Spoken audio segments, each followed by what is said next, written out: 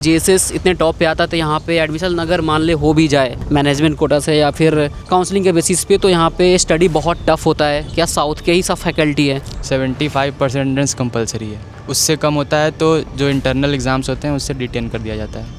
HOD बहुत strict है यहाँ की। फैकल्टी देखो सपोर्टिव है लेकिन पढ़ाती कुछ नहीं है। जो यूट्यूब से पढ़ना पड़ता है क्या लास्ट में? सब कोई लास्ट में यूट्यूब से पढ़ता है, वो नहीं कुछ सिखाते हैं। सीख के आपको आना है, आप यहाँ पे पार्टिसिपेट कर सकते हो, प्राइज़ जीत सकते हो, ये सारे काम होते हैं। तो ऐसा कोई लैंग्वेज का इशू तो नहीं होता ना? कोई यूपी बिहार से बच्चा आ रहा हो तो? हम खुद यूपी के बनारस के हैं, भोजपुरी बोलते हैं। स्टार्टअप्स के लिए हाँ सपोर्ट वपोर्ट तो करते हैं, लेकिन वो बस शायद दिखावे के लिए। ये आज तक सुना ही नहीं कुछ ऐसा कि कुछ हुआ है। इस साल ऑनेस्टली बताएं तो CSIT का प्लेसमेंट केवल 30% हुआ है। तो मैं अपने पर्सनल बेसिस पे कह रहा हूँ कि मेरे लिए तो बहुत अच्छा कॉलेज है, क्योंकि मेरे को 2% 3% पे भी अलाउ करता है एग्ज़ाम देने के लिए। नोएडा के अंदर है तो आपको सब कुछ का एक्सेस इजीली मिल जाता है। इसका जो मतलब इंफ्रास्ट्रक्चर जो बना है वो बढ़िया, पोजीशन बढ़िया है, पास में ही सारी कंपनियाँ आपको मिल जाती है। सैमसंग भी अच्छी है, लोकेशन इसकी बहुत तगड़ी है। स्टेलर्स भी हैं, मैक्सिमम कंपनीज़ यहाँ आसपास में आपको मिल जाती हैं। 5 से 10 किलोमीटर की रेंज में सारी कंपनियाँ हैं। So hello guys, welcome to this new video. और अभी मैं पहुंच गया हूं जेएसएस नोएडा। आप में से काफ़ी बच्चे का ड्रीम कॉलेज है जेएसएस नोएडा। एकेटीयू में नंबर 1 पे आता है, ऐसा सब लोग बोलते हैं। बट मैं कैंपस से पहुंच गया हूं, क्या एक्चुअल में रियलिटी क्या है वो जानने के लिए। और यहाँ पे मेरे साथ है 2 स्टूडेंट CSC और इलेक्ट्रॉनिक्स के। 3rd ईयर के स्टूडेंट है, तो आपको कंप्लीट डिटेल बताएंगे, जो सच्चाई है वो बताएंगे कॉलेज का। तो वीडियो को लास्ट तक देखना। और पीछे जो दिख रहा है ये मेन बिल्डिंग है, यही फोटो आप देखते होंगे इंटरनेट के ऊपर, यूट्यूब के ऊपर। तो फाइनली मैं कैंपस के अंदर हूँ और जो भी आपका डाउट्स है सब इसमें नोट डाउन कर लिया हूँ। एक साइड से कंप्लीट पूछूंगा और आप उसको उसके अकॉर्डिंग आंसर मिल जाएगा। चैप्टर वाइज डाल दूंगा, तो जा करके एक सेगमेंट भी देख सकते हो। और चैनल पर सब नहीं किया सब्सक्राइब कर लो। अभी काउंसलिंग स्टार्ट होने वाला है तो बहुत हेल्प मिलने वाला है यहाँ से। तो पहले तो हम इंट्रो जान रहे होंगे। आप लोग कौन से ईयर से हो, कहाँ से हो, यहाँ क्या कर रहे हो आप? तो मेरा नाम नवनीत चतुर्वेदी है और मैं बनारस का हूँ। और यहाँ पर 3rd ईयर में करेंटली CSC ब्रांच में बीटेक परस्यू कर रहा हूँ। मेरा नाम सोमदत्त मिश्रा है, यहाँ सभी मुझे SDM के नाम से ही जानते हैं। मैं कानपुर से हूँ और इसी से यहाँ बीटेक कर रहा हूँ। सबसे पहला क्वेश्चन जो बच्चे के माइंड में आता है कि भैया एडमिशन कैसे मिलेगा, जेएसएस जाना है। सुनते हैं कि एकेटीयू का नंबर 1 प्राइवेट कॉलेज जेएसएस है, उसके बाद काइट AKG वगैरह जो गाजियाबाद में वो सब आते हैं, और गवर्नमेंट में IT लखनऊ है, ठीक है। तो जेएसएस में हूँ तो थोड़ा आप बता दीजिए यहाँ पे क्या CSC में एडमिशन लेने का प्रोसीजर होता है। प्रोसीजर वही है कि JEE मेंस का एग्ज़ाम देना होता है और फिर जोसा काउंसलिंग में रजिस्टर करके उसमें बैठना होता है। फिर यूपी टेक की काउंसलिंग स्टार्ट होती है। हाँ, यूपी टेक के काउंसलिंग में बैठना होता है। जोसा काउंसलिंग के थ्रू तो NITs और IIITs मिलते हैं। यूपी टेक के काउंसलिंग में बैठ के जो है फिर कट ऑफ बनती है और हिसाब से ब्रांच वाइज जो है एडमिशन होते हैं। अब बता दीजिए क्या कट ऑफ रहता है अप्रॉक्स इसमें 50,000 तक में अगर आपकी रैंक है तो CSC मिल जाता है। उसमें 1 लाख तक में EC वगैरह भी मिल जाता है। उसके आगे तो मुश्किल है फिर। और क्या मोड होता है यहाँ पे? और मैनेजमेंट की अप्रॉक्स 30-40% सीट रहती हैं यहाँ पे। मतलब मैनेजमेंट से 5 लाख 5.5 लाख रुपए दे करके सीट मिल जाती है।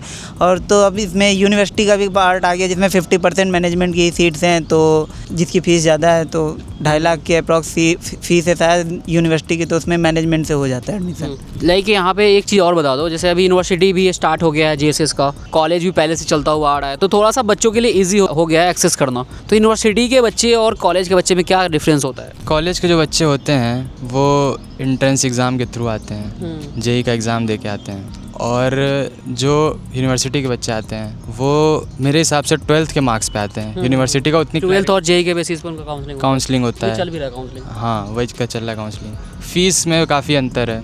फ़ीस जो है ज़्यादा होती है यूनिवर्सिटी वालों की, हम लोग की कम है।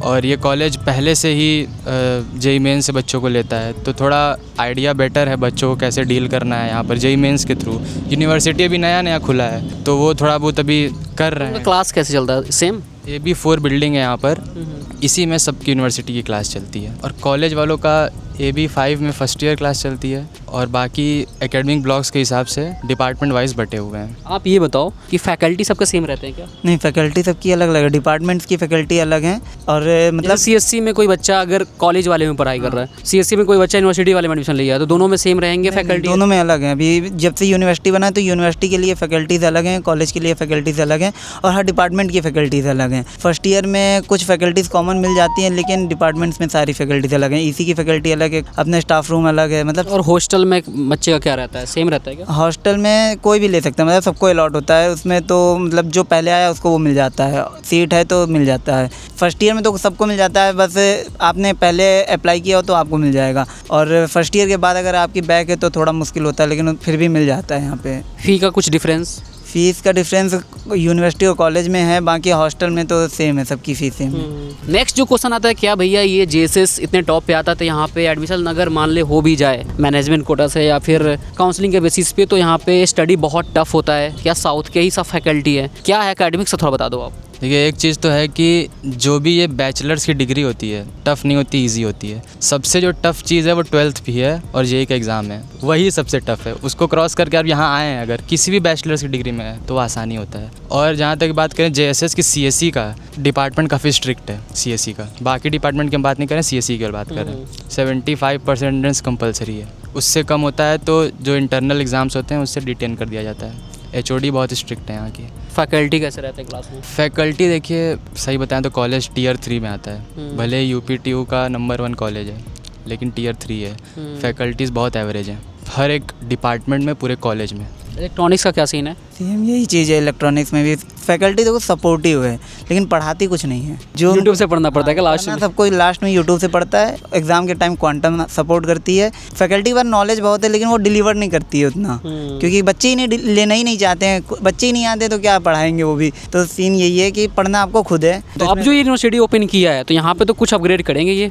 वो तो अब आगे देखा जाएगा, अभी तक तो कोई इस लायक पहुंचा ही नहीं है क्योंकि अभी बनी है यूनिवर्सिटी, फर्स्ट ईयर पास हो गया, अभी तो चल रहा है सीन। आगे 4 साल के बाद पता चलेगा कि क्या चल रहा है। मैनेजमेंट ही जाने अब यूनिवर्सिटी कैसे वो करेगा। क्योंकि है ना, मैं जो काफ़ी कॉलेज में गया हूँ, विजिट किया हूँ, बच्चे बोलते हैं देखो एकेटीयू ने डिसाइड कर दिया, कॉलेज अगर अलग से भी कुछ पढ़ा रहा है तो यूनिवर्सिटी भी साथ में लेके चलना पड़ेगा, यूनिवर्सिटी का जो सिलेबस है, नहीं तो एग्जाम में बच्चे फेल कर जाएंगे। फिर कोडिंग कल्चर के बारे में बताओ, सीएससी में हो तो कैसे कोडिंग कल्चर वगैरह पे फोकस करते हैं? कोडिंग कल्चर का फिर से वही है कि जो करना पड़ेगा खुद से करना पड़ेगा। जो पढ़ाया जाता है अंदर वो स्ट्रिक्टली एकेटीयू के करिकुलम पे बेस्ड रहता है। जैसे डीएसए पढ़ाया गया तो डीएसए में कोड नहीं लिखवाते वो लोग, डीएसए में जो थ्योरेटिकल चीज़ें हैं वो सब बताया जाता है। तो जितनी भी कोडिंग वाली पार्ट है वो सब खुद से ही बच्चों को करना पड़ेगा। तो अपने हिसाब से इन्वायरमेंट डेवलप करें, अपने फ्रेंड सर्कल ग्रुप वैसा बनाए जो कोडिंग करते हो, तो आपकी कोडिंग अच्छी होगी, नहीं तो कोडिंग अच्छी नहीं होगी। कॉलेज पे डिपेंड रहने का कोई मतलब नहीं है। कोडिंग एकेटीयू में उतना फोकस नहीं करते कोडिंग पे? नहीं कर, इस कॉलेज में का मुझे पता है, इस कॉलेज में नहीं करते हैं। अगर जेएसएस में नहीं होता तो फिर आधा जगह तो बिल्कुल नहीं होता है। बाकी का तो हम क्या बताएं, जेएसएस में है तो जेएसएस का बता सकते हैं। वगैरह तो मैनेज करवाते हैं, हैकाथॉन वगैरह के लिए बच्चों को लिए करवाते हैं, लेकिन वो नहीं कुछ सिखाते हैं। सीख के आपको आना है, आप यहाँ पे पार्टिसिपेट कर सकते हो, प्राइज़ जीत सकते हो, ये सारे काम होते हैं। हाँ, हैकाथॉन होते हैं 2-4 जो इवेंट्स होते हैं, हैकाथॉन होते हैं, जो भी है G100 के जो भी होता है, उन सब का डिटेल्स कॉलेज प्रोवाइड कर देता है, बता देता है, बच्चों को मालूम चल जाता है। लेकिन उसके लिए